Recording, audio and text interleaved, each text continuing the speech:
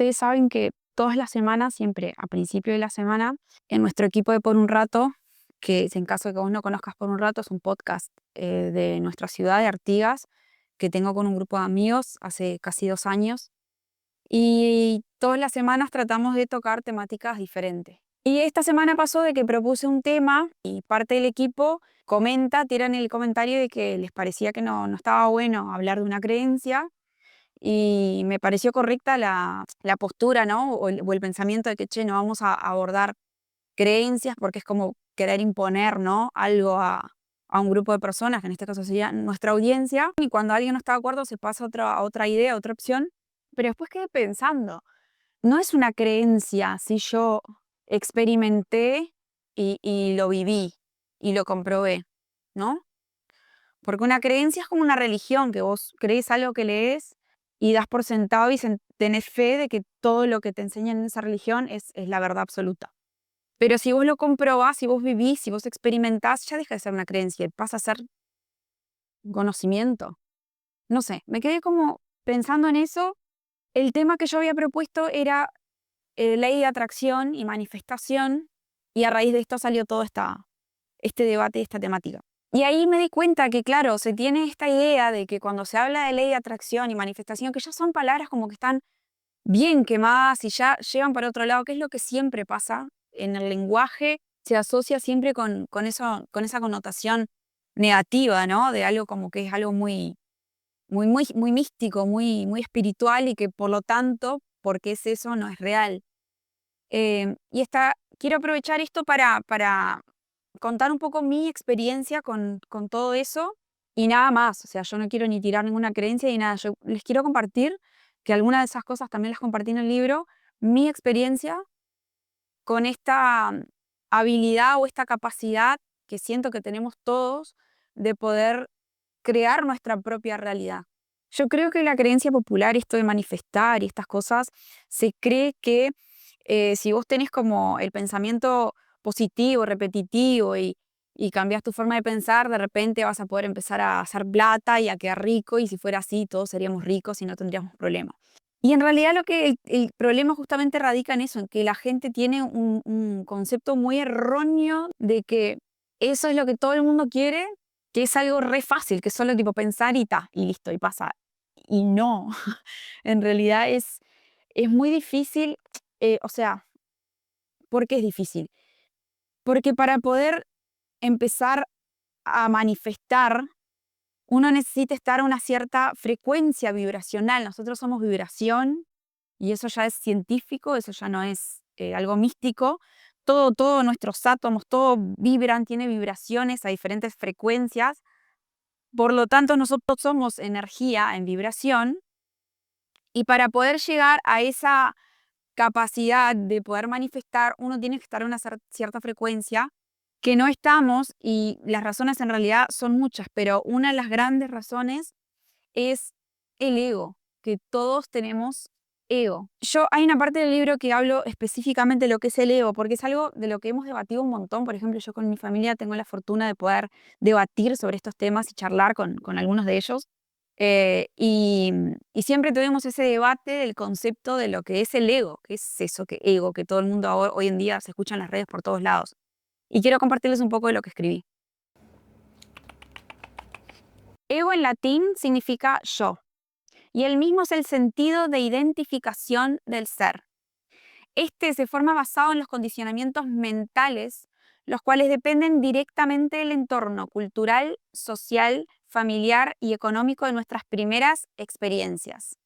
Nada de lo que percibimos logramos percibirlo tal y como es, debido a todos esos condicionamientos que se van acumulando y creando una idea del yo, es decir, formando nuestro ego. Es una creación que se forma de manera inconsciente e involuntaria. No lo elegimos y no nos damos cuenta.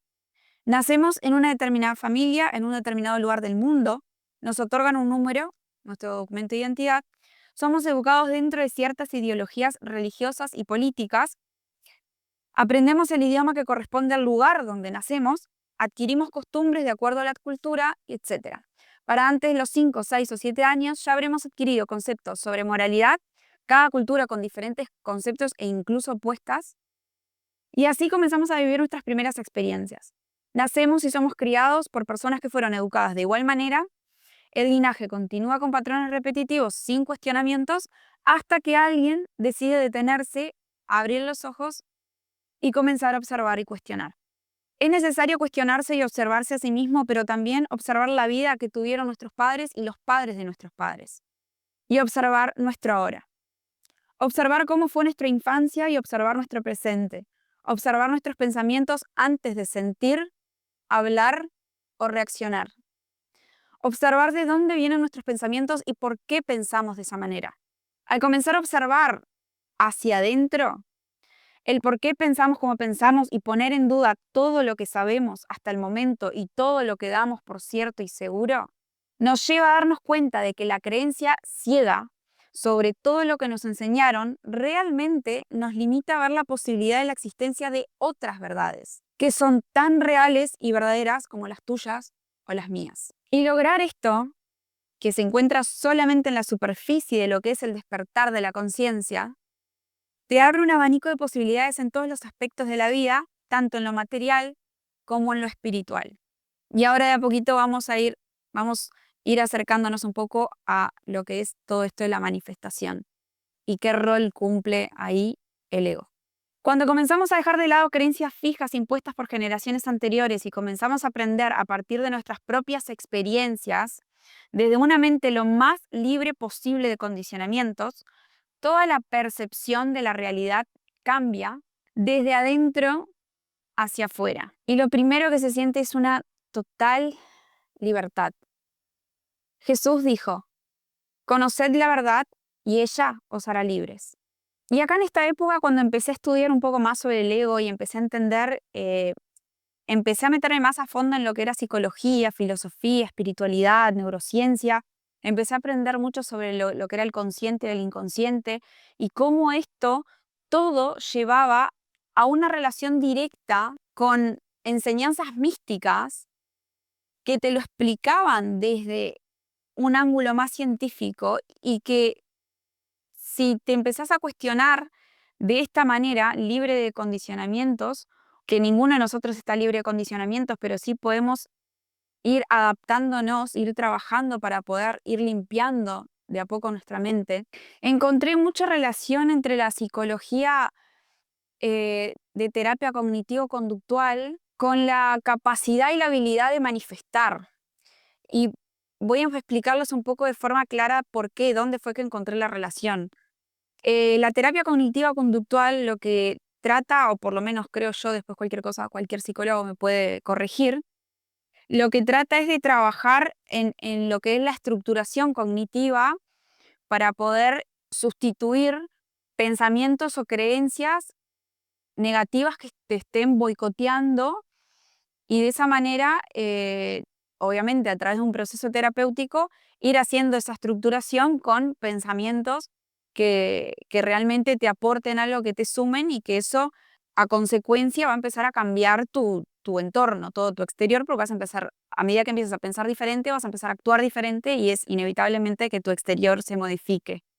Entonces, ahí fue que le encontré una relación directa tremenda, porque en realidad la capacidad de manifestar es un poco eso, o bastante, diría yo.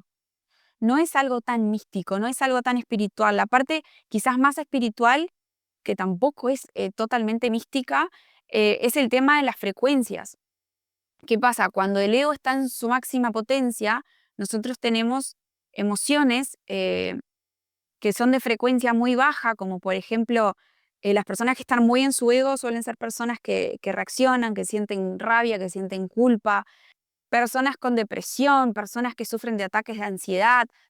La razón por la cual sentimos todas esas cosas es porque estamos en frecuencias vibracionales muy densas. Por eso ciertos niveles se relacionan directamente con una emoción. Incluso hay no quiero equivocarme de info, así que la voy a buscar porque quiero brindarles una info correcta. Hawkins, para ponerlos en contexto, fue psiquiatra, investigador de la conciencia y autor del libro Power versus Force, donde presentó su famoso mapa de la conciencia. Hawkins lo que hace es asignar niveles de conciencia que él midió en una escala logarítmica del 0 al 1000 a diferentes estados emocionales, actitudes y experiencias humanas. Y bueno, un poco a eso me refería cuando hablaba de las frecuencias. Creo que esta forma visual es mucho más fácil de entender. Yo hasta hace un par de años atrás no sabía mucho sobre esto, aunque ya había tenido experiencias de manifestación antes. Había probado a hacer manifestaciones a través de meditaciones y las primeras las tuve literalmente al otro día. Algo que creo que está bueno destacar, que nosotros en realidad estamos manifestando todo el tiempo. Yo hablo de manifestar enfocándome en conseguir la realidad que desearíamos tener, pero en realidad nosotros estamos manifestando todo el tiempo, solo que como lo hacemos de forma inconsciente y no tenemos noción nada sobre vibraciones, sobre frecuencias, sobre energía, sobre nada, porque nos parecen todas unas boludeces místicas, manifestamos todo lo opuesto a lo que en realidad queremos. Eso está bueno también destacar.